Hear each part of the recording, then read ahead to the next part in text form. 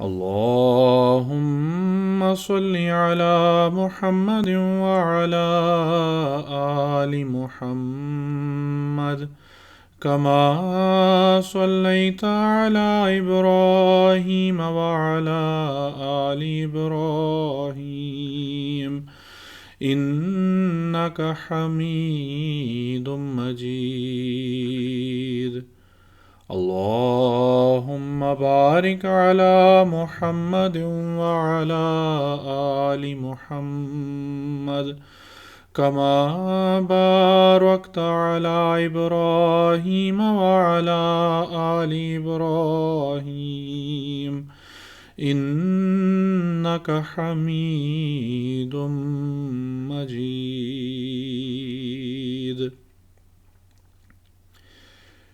یہ اللہ تعالیٰ کا بڑا احسان ہے، اس کا کرم ہے، اس کا فضل ہے کہ ہم ایک دفعہ پھر رمضان میں سے گزرنے جا رہے ہیں، اور آج سے رمضان کا آغاز ہے، رمضان کا پہلا روزہ ہے. رمضان اپنی بے تحاشا بے پناہ برکتوں کے ساتھ، فضلوں کے ساتھ ایک بار پھر ہماری زندگیوں میں شامل ہو رہا ہے. اس میں اس کا بھرپور فائدہ اٹھانے کے لیے، اس سے خدا تعالیٰ قرب پانے کے لیے، خدا تعالیٰ کا کلام پانے کے لیے، خدا تعالیٰ کی محبت پانے کے لیے ضروری ہے کہ اس سے جو ہے ہم اپنی زندگیوں میں ایک تبدیلی پیدا کرنے والے ہوں. یہ رمضان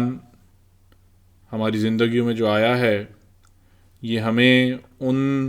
روحانی ترقیات پر لے کے جانے والا ہو جو کہ اس کا وعدہ ہے. یہ ہمیں اس کے ساتھ جو ہے یہ نہ صرف خدا تعالیٰ کے فضلوں کو پانے کا ذریعہ ہوگا، بلکہ بطور شکر گزاری کے بھی ہوگا کہ ہم یہ کوشش کرنے والے ہوں گے کہ جب رمضان ہماری زندگیوں میں ملا ہے تو ہم اس سے فائدہ اٹھاتے ہوئے، ہم اس کو استعمال کرتے ہوئے خدا تعالیٰ کو قرب پانے والے ہوں. بہرحال جو اسی وجہ سے جو حدیث بھی پہلے درس کے لیے چنی ہے، اس کا بھی عبادت سے تعلق ہے. قال رسول اللہ صلی اللہ علیہ وسلم، حضور صلی اللہ علیہ وسلم نے فرمایا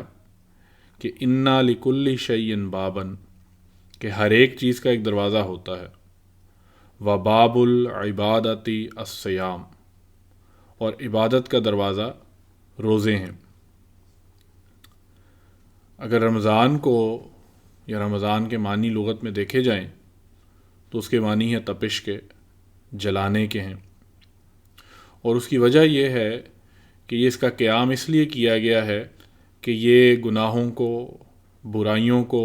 جلا کر بھسم کر دیتا ہے، انہیں ختم کر دیتا ہے. اور عبادت کے معنی تابع ہو کر کسی اعلیٰ ہستی کے تعلق میں سرگرمی دکھانے کے ہیں، یعنی اپنے آپ کو صرف اور صرف اس اعلیٰ ہستی کی خاطر کر دینے کے ہیں، اپنے آپ کو اس اعلیٰ ہستی کی اطاعت کے لیے تیار کر دینے کے ہیں، اپنے وجود کو اس ہستی کی مہربانیوں اور احسانوں کا شکر ادا کرنے کے لیے اس کے حضور جھک جانے کے ہیں. تو عبادت کا اور رمضان کا ایک بہت گہرا تعلق ہے. گو کہ رمضان ان اٹ سیلف ایک عبادت ہی ہے، اور حضور صلی اللہ علیہ وسلم نے ایک اور جگہ یہ بھی فرمایا کہ روزے رکھو کیونکہ اس جیسی کوئی اور عبادت نہیں.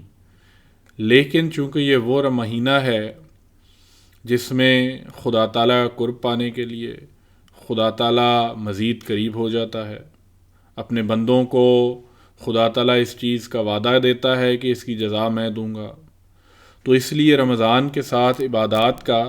ایک بہت ہی گہرا تعلق ہے جس کو ہمیں پانے کی کوشش کرنی چاہیے.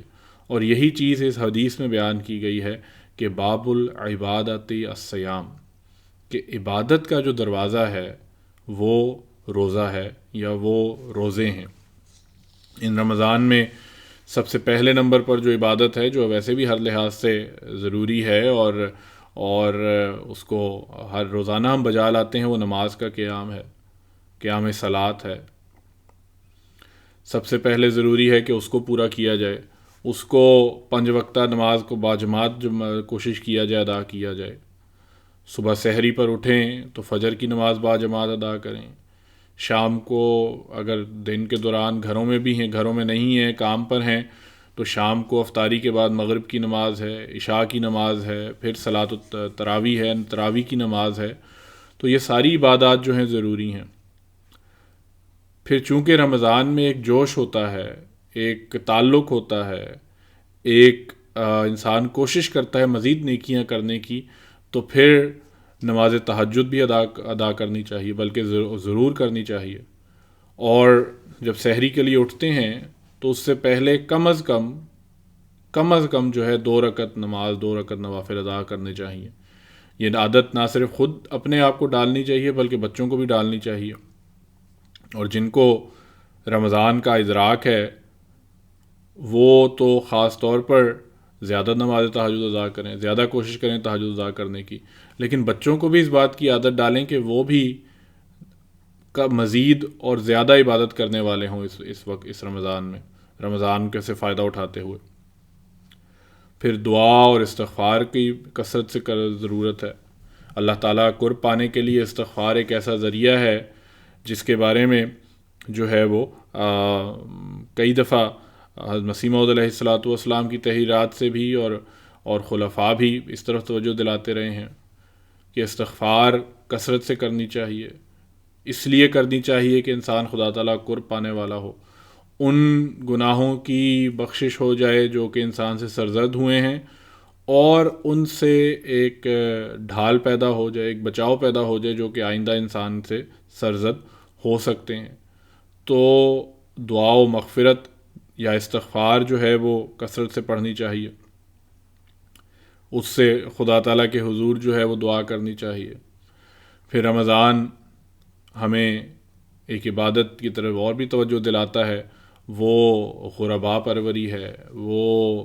غرباء کا خیال رکھنا ہے۔ حضور صلی اللہ علیہ وسلم نے رمضان کو شہر مواسات بھی رکھا ہے، یعنی غرباء پروری کا مہینہ بھی قرار دیا ہے۔ اور آپ کے بارے میں ایک حدیث میں آتا ہے کہ اس مبارک مہینے میں آپ آندھی سے بھی بڑھ کر صدقہ و خیرات کیا کرتے تھے،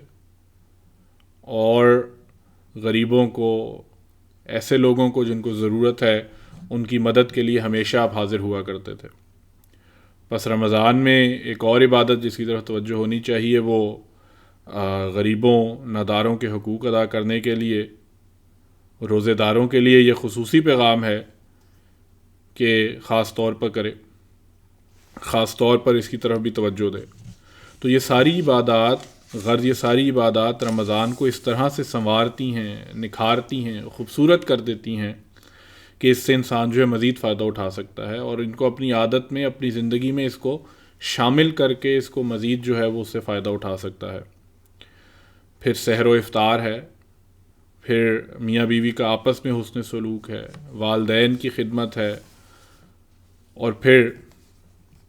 یہ بھی ہے کہ رمضان کا روزہ رکھ کر کسی سے جھگڑا نہ کرو، کوئی ایسی بات نہ کرو جو کہ جس میں جھوٹ ہو، کسی سے تلخ کلامی نہ کرو، کسی کے ساتھ لڑائی نہ کرو۔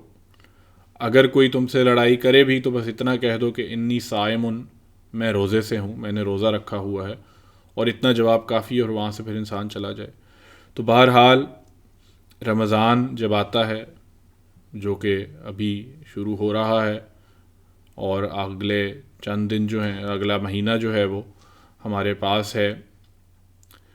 لیکن خدا تعالیٰ کے اس ارشاد کے مطابق یہ چند ہی دن ہیں۔ خدا تعالیٰ نے جو فرمایا کہ ایام معدودات، گنتی کے چند دن ہیں، تو ان گنتی کے چند دنوں سے فائدہ اٹھانے کے لیے، ان گنتی کے چند دنوں سے اپنی زندگیوں میں تبدیلی پیدا کرنے کے لیے، ہر ایک نیکی کو، جس کی انسان کو استطاعت ہے، جس کی انسان طاقت رکھتا ہے، بجا لانے کی کوشش کرنی چاہیے۔ کیا پتہ کس راہ سے یا کس نیکی کو خدا تعالیٰ قبول فرمائے، اور پھر ان نیکیوں کو اپنی زندگیوں میں ہمیشہ کے لیے جاری رکھنے کے لیے دعا بھی کرنی چاہیے اور کوشش بھی کرنی چاہیے۔ یہ ایک ٹریننگ پیریڈ ہے جو خدا تعالیٰ ہمیں ہر سال عطا کرتا ہے، اس سے ہمیں بھرپور فائدہ اٹھانا چاہیے۔ اللہ تعالی ہمیں تقوی پر قائم رہتے ہوئے، اللہ تعالیٰ کی رضا کو مقدم کرتے ہوئے رمضان کے روزوں سے فیضیاب ہونے کی توفیق عطا فرمائے۔ اللہم صلی علی محمد وعلی آل محمد وبارک وسلم انک حمید مجید۔